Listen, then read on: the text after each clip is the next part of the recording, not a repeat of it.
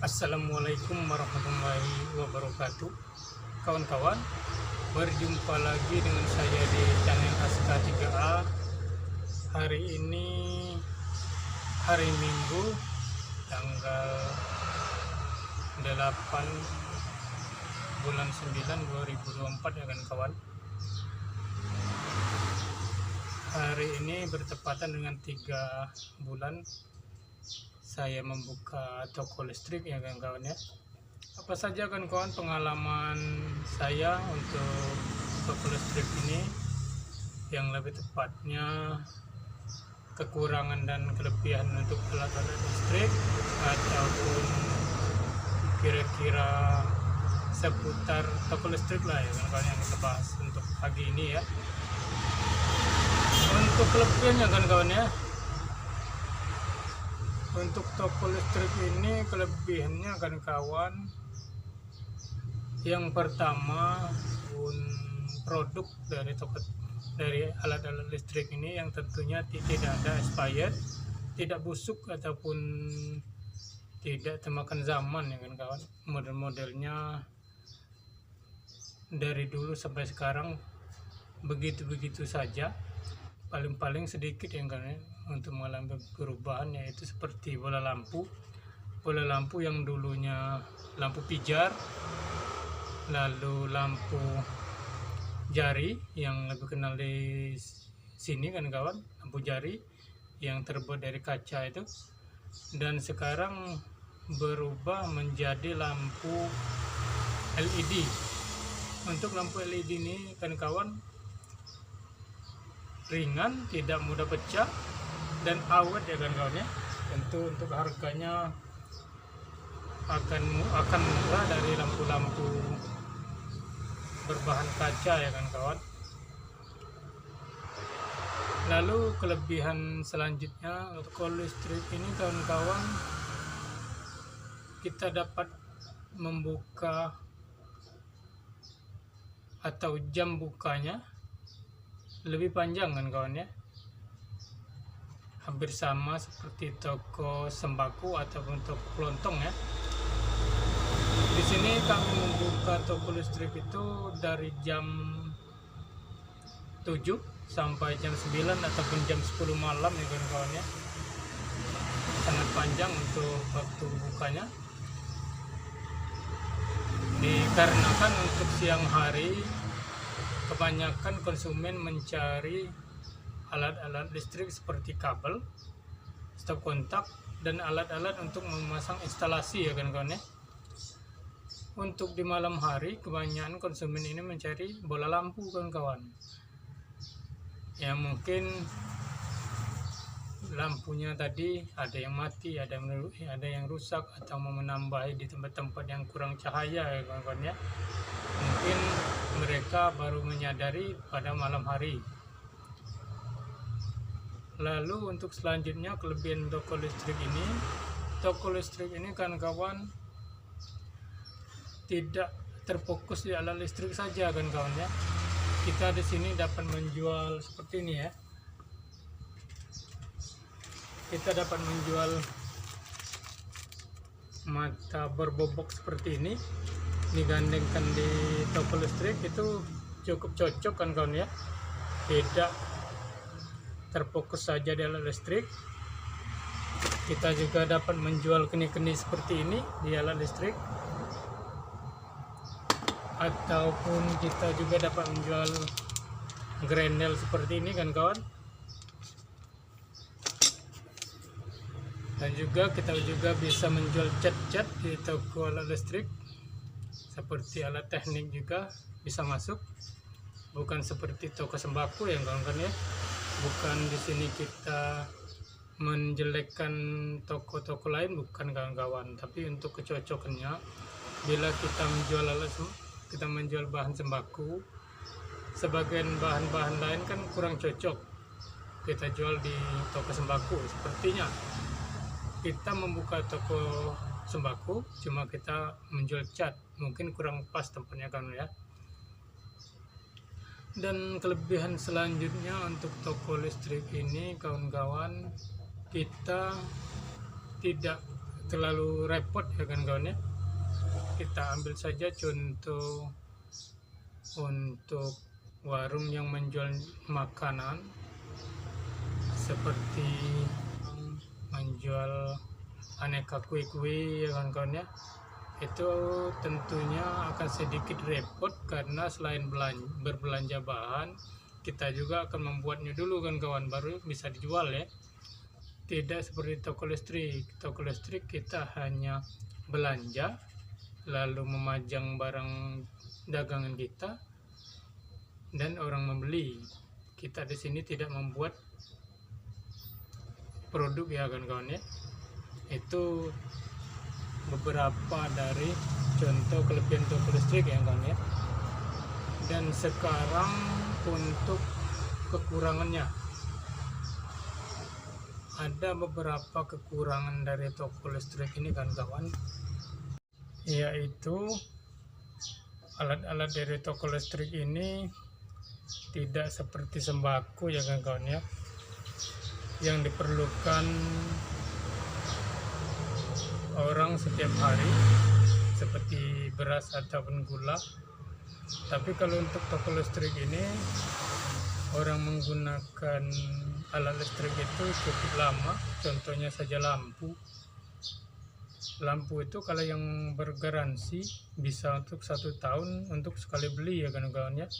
Itulah kekurangannya. Jadi bisa dikatakan bila dibandingkan untuk toko sembako tidak bisa bersaing ya kan kawan ya untuk toko-toko baru untuk alat listrik. Jadi mesti kita perang harga. Anggap saja tadi contohnya atau bola lampu ya 1 tahun untuk 1 bola ya, mungkin untuk 1 rumah itu 1 tahun penggantian 2 bola lampu. Itulah kekurangannya kan kawan ya untuk toko listrik. Dan di sini saya juga sekaligus untuk menjawab pertanyaan kawan kita. Yang pertanyaannya kawan-kawannya, bagaimana mencari supplier ataupun sales untuk mengisi toko listrik baru kawan-kawannya. Di sini saya jawab menggunakan pengalaman saya setelah 3 bulan membuka toko listrik ini kawan-kawan ya.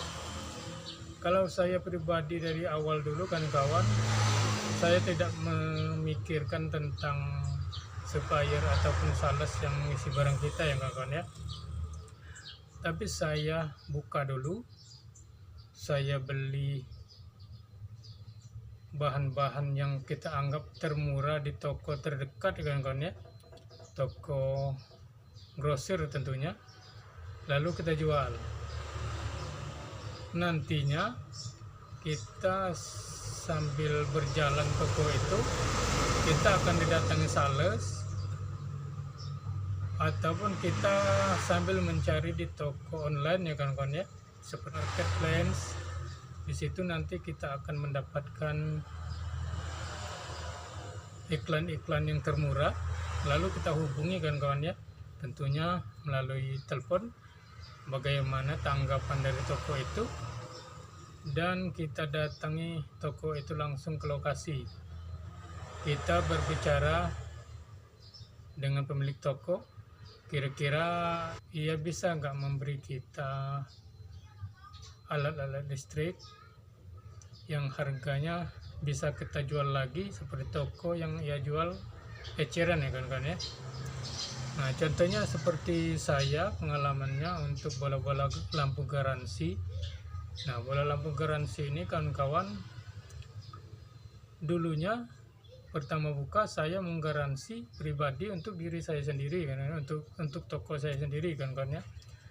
Jadi walaupun lampu itu rusak atau mati sebelum habis masa garansi, konsumen yang mengembalikan lampu saya tukar dengan lampu yang ada di toko sini kan kawan ya. Tentu saya itu kalau dipandang dari permodalan pasti rugi ya kawan-kawan ya. Kita anggap saja bola lampu 30 watt itu kita itu kita jual 34.000 kan kawan ya. Modalnya kira-kira 25 di sini, jadi kita dapat kira-kira, kita bayangkan saja sekitar 9.000 rupiah ya. Itu untung. Seandainya belum waktu dari garansi tadi habis, bola itu mati, jadi kita menukar dengan bola lampu yang baru. Tadi modal kita 25.000 ditambah 25.000 menjadi 50.000, dipotong dan untung kita 9.000 ya kan kawan, jadi 41.000 untuk modal bola lampu tadi kan kawan. Tentunya kalau dipandang dari situ ya rugi kan kawan ya. Cuma di sini kita untuk iklan di konsumen pastinya kita harus bertanggung jawab. Tapi setelah berjalan 2 bulan kawan-kawan, saya mendatangi toko yang terdapat di Marketplace tadi. Toko itu tentunya agak jauh ya dari lokasi toko kita. Cuma di sana pelayanannya baik kan kawan. Lampu garansinya 1 tahun setiap produk ya kawan ya, yang tentunya untuk bola lampu bergaransi. Di sini kita untuk setelah 2 bulan tadi kita bisa menukar ke toko yang tadi. Jadi untuk pertama yang bola tadi kita menggaransi sendiri, tentunya selanjutnya tidak lagi kan ya, kita cukup menukar ke toko langganan kita tadi. Dan untuk produk-produk di toko tadi juga itu semuanya tidak sama ya kan kawan ya, dengan bola lampu yang bermerek yang kita jual di toko kita. Nah situ saya juga bisa memesan merek lampu kan kawan. Seandainya begini kan kawan, kita di toko kita menjual, kita sebut saja merek Philips, Bluebee, Arashi, Panalet, dan Sensep ya kan kawan ya. Kita jual merek-merek itu. Nah di toko yang kita dapatkan tadi tidak menjual lampu Bluebee. Untuk itu kita pesan saja kan kawan merek dari merek lampu Bluebee tadi, sekaligus kita bisa belanja di satu toko itu kan kawan ya untuk produk bola lampu. Itulah keuntungannya kan kawan. Sebenarnya tidak mesti kita terikat dari satu supplier ya kan kawan ya. Apalagi supplier itu yang seperti saya dapat di awal membuka toko, ya tidak memberi garansi untuk produk lampu ya kan. Jadi situ repotnya kita. Cuma kita buka dulu, kita jual lebih murah dan kita garansi. Jangan dulu dipikirkan untungnya kawan-kawan ya. Karena walaupun di bola lampu kita tidak dapat untung dari barang-barang lain, insya Allah kita juga dapat untung kawan-kawan untuk menutupi putaran lampu tadi, sebelum kita mendapatkan toko ataupun supplier yang bisa menggaransi produk yang ia jual. Itulah kawan-kawan kira-kira jawaban dari pertanyaan kawan kita tadi. Untuk lebih jelasnya ataupun lebih detailnya dapat juga kawan-kawan pertanyakan di kolom komentar ya kawan-kawan ya, untuk berbagi pengalaman kita tentang toko listrik. Karena saya juga di sini bukan menggurui kan kawan ya, karena di sini saya ini sekedar men-sharing pengalaman tentang toko listrik. Karena di sini saya baru membuka 3 bulan kan kawan. Cuma alhamdulillah di 3 bulan ini kami sudah bisa mendapatkan pengalaman suka duka dan bagaimana trik-trik untuk membuka ataupun untuk mencari produk yang berkualitas ya kan kawan ya. Alhamdulillah.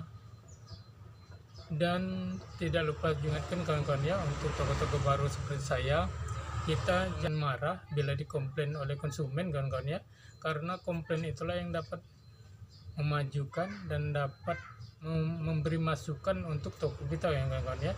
Seandainya konsumen cerita begini-begini, di sana lebih murah sekian-sekian dengan kita ya kan kawan ya, kita tanggapi, kita dengarkan kan kawan. Nah dari situ kita bisa dapat pengalaman harga dari toko sebelah kan kawan ya.